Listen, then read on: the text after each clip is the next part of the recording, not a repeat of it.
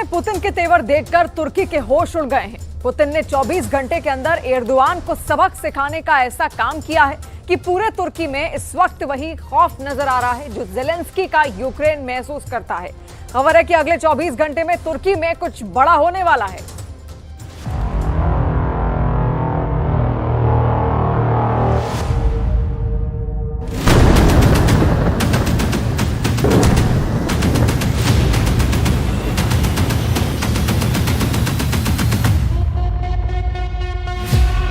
ये पुतिन की बमबारी है।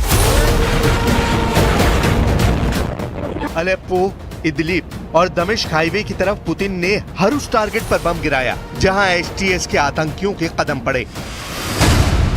क्या पुतिन की इस बमबारी से अर्दोआन का सीरिया प्लान शुरू होने से पहले फेल हो गया है? एचटीएस के लिए अर्दोआन का प्लान बहुत ही खतरनाक था। तुर्की के राष्ट्रपति रेजिप तायिप अर्दोआन का प्लान ये था कि नाश्ता सीरिया के दूसरे सबसे बड़े शहर अलेप्पो में करेंगे। लंच अलेप्पो से 130 किलोमीटर दक्षिण में हमा में किया जाएगा और डिनर का इंतजाम सीरिया की राजधानी दमिश्क में होगा, जहां बशर अल असद की सरकार बैठी है।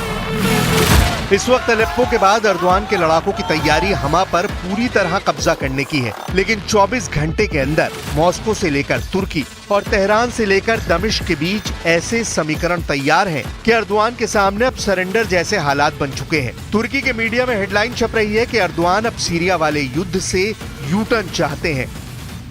Suriye'nin toprak bütünlüğünün ve milli birliğinin korunması, 13 yıldır devam eden istikrarsızlığın Suriye halkının meşru talepleri doğrultusunda mutabakatla son bulması en büyük temennimizdir.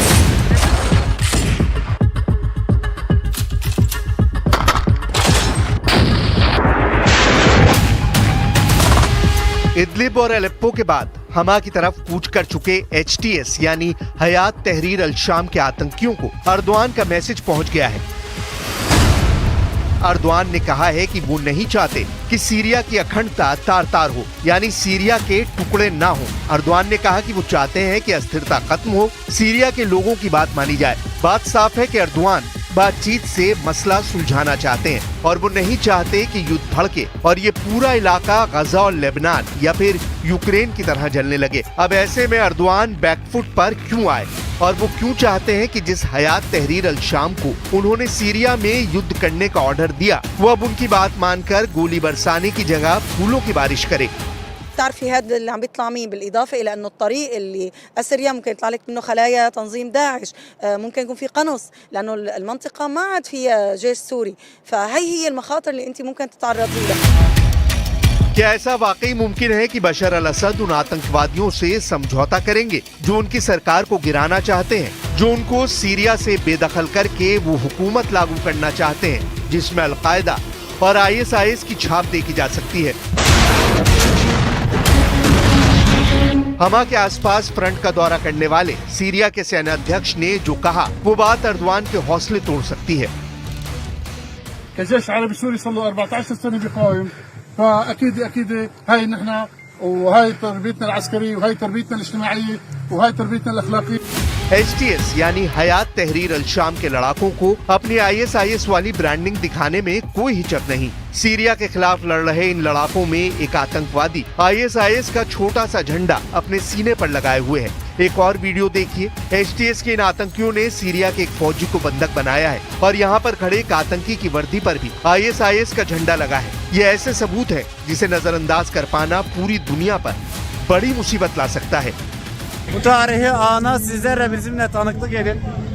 Halep şehir merkezindeki Suriye'deki darbeci diktatör Hafız Esad'ın oğlunun heykeli, Basir Esad'ın heykeli yıkılacak. Halep 1000 yıllık topraklarımıza, doğduğumuz, büyüdüğümüz topraklarımıza 10 yıl sonra geri döndük. Ama işte zalimlerin sonu budur. आतंकवादी संगठन HTS का प्रमुख है अबू मोहम्मद अल Jolani. हयात तहरीर अल शाम में 15,000 से ज्यादा आतंकवादी हैं। इस आतंकवादी संगठन को तुर्की से मदद मिलती रही है, यानी तुर्की के अर्दोआन हैं जो एचटीएस की ताकत बने हुए हैं।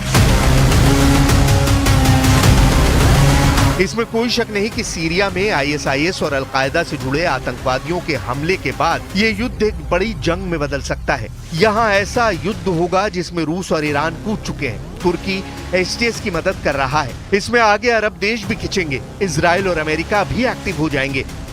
כל הזמן אחרי מה שקורה בסוריה, אנחנו נחושים גם להגן על האינטרסים החיוניים של מדינת ישראל וגם לשמר את ההישגים של המלחמה. במובן הזה אנחנו גם אוכפים בצורה מאוד תקיפה את הסכם הפסקת האש, וכל הפרה מיד פוגשת תגובה עצימה של צה"ל. इजराइल पर यह इल्जाम लगता रहा है कि वो सीरिया को अस्थिर करने के लिए बशर अल असद के दुश्मनों को मजबूत कर रहा है। टाइम्स ऑफ इजराइल में खबर 14 जनवरी 2019 को छपी थी कि इजरायली सेना के चीफ ऑफ स्टाफ गादी आजनकोट ने सीरिया के विद्रोहियों को हथियार सप्लाई करने की बात मान ली है। इससे पहले 13 मार्च 2015 को इजराइल के अखबार यरूशलेम पोस्ट ने रिपोर्ट छापी थी कि इजराइल सीरिया में घायल अलकायदा के आतंकियों का इलाज कर रहा है। نباید اجازه بدیم تروریست‌ها و توطئه‌گرها بتونن در منطقه دوباره جنگ و خونریزی را بندازن و این تلاشی است که باید انجام بدیم، حالا به صورت دیپلماسی، به صورت هماهنگی‌هایی که بین ما و کشورهای همسایه باید شکل بده. ما با مسلمان‌ها با کشورها برادریم. सीरिया के लिए बड़ी राहत की खबर ये लड़ाकू दस्ते हैं जो इराक से सीरिया पहुंच चुके हैं। ये वो मिलिशिया है जिसने इराक में ISIS को हराया और पहले भी सीरिया की फौज के साथ मिलकर ISIS और बशर अल असद के दुश्मनों के खिलाफ मिलकर लड़ चुके हैं। बाहरी हथियारों से लैस ये दस्ते अब अलेप्पो फ्रंट पर पुतिन के जनरल चैको की कमान में लड़ने जा रहे हैं। यही वजह है कि तुर्की समर्थित हयात तहरीर अल शाम के आतंकियों को घेरने का पूरा प्लान बन चुका है। इस बार अर्दवान को रूस से भी वार्निंग मिली है। ईरान भी आगाह कर रहा है। अर्दवान ने सीरिया को जख्मी करने के लिए जो प्लान बनाया उस पर अमल करने के लिए 24 घंटे से भी कम वक्त में शुरुआत कर दी गई। सीरिया के नक्शे पर देखिए, अर्दवान के आतंकी लड़ाके इदलिब से निकलकर 50 किलोमीटर उत्तर पूर्व की तरफ अलेप्पो पहुंचे। यहाँ से दक्षिण की तरफ 130 किलोमीटर दूर एक और बड़े शहर हमा पर कब्जा करना चाहते हैं और इसके बाद 200 किलोमीटर दूर उनके टारगेट पर है सीरिया की राजधानी दमिश्क। इन तीनों में सबसे पहला टारगेट सीरिया का दूसरा सबसे बड़ा शहर अलेप्पो रहा, जो अब ISIS और अलकायदा से जुड़े आतंकियों के कब्जे में आ गया है। HTS यानी हयात तहरीर अल शाम, इस आतंकी गुट में ISIS से जुड़े आतंकी भी हैं और अलकायदा से जुड़े आतंकी भी। इस वक्त सबकी नजर अर्दवान पर है क्योंकि तुर्की के राष्ट्रपति को ही इस बार सीरिया में हुए बड़े उलटफेर का मास्टरमाइंड कहा जा रहा है। क्या अर्दवान ने पुतिन से दोस्ती दांव पर लगा दी है क्योंकि रूस ने ही बशर अल असद सरकार की मदद करके सीरिया को पहले ISIS और अलकायदा जैसे आतंकी संगठनों से बचाया था। इस बार सीरिया में शुरू हुए युद्ध में कौन किसके साथ है, बहुत गौर से समझिए। HTS यानी हयात तहरीर अल शाम को तुर्की से समर्थन है, तो दूसरी तरफ सीरिया में बशर अल असद की सरकार को ईरान का समर्थन है, रूस का समर्थन है। HTS में तुर्की के आतंकी हैं, अरब मूल के आतंकी हैं, उज़्बेक आतंकी हैं। अर्दवान की चालाकी की चर्चा पूरे पश्चिम एशिया में है। जब दुनिया गाजा वाले युद्ध को देखकर आंसू बहा रही है और जब इजराइल ने लेबनान में हिजबुल्लाह के साथ 2 महीने का युद्ध विराम किया, तभी अर्दवान ने अलेप्पो में युद्ध लॉन्च कर दिया। आखिर इस टाइमिंग का मकसद क्या है? सीरिया के मैप पर देखिए, यहाँ है अलेप्पो।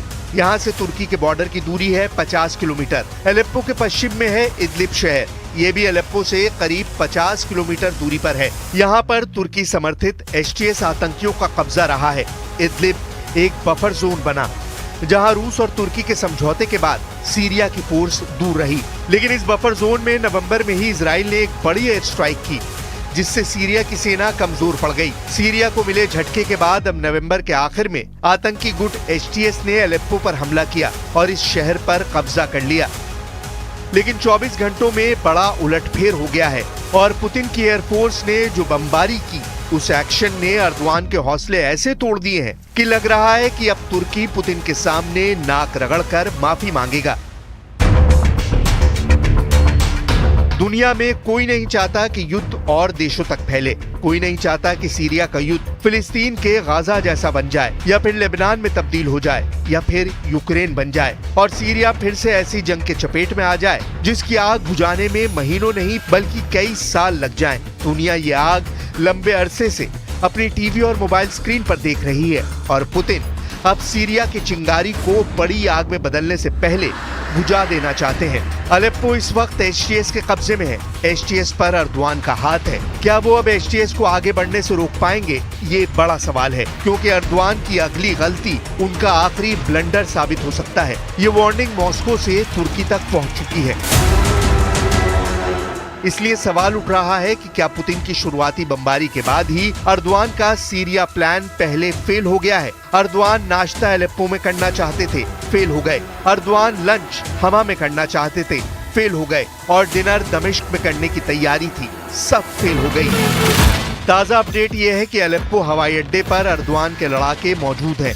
इदलिब के बाद यही एचटीएस का नया गढ़ बन सकता है। यही अर्दवान चाहते भी हैं, लेकिन इन्हें खदेड़ने के लिए रूस तैयार है, ईरान तैयार है और इराक भी गुस्से से भरा बैठा है, क्योंकि सीरिया के बाद उसका नंबर आएगा। ये स्क्रिप्ट अर्दवान 15 साल पहले ही लिख चुके हैं।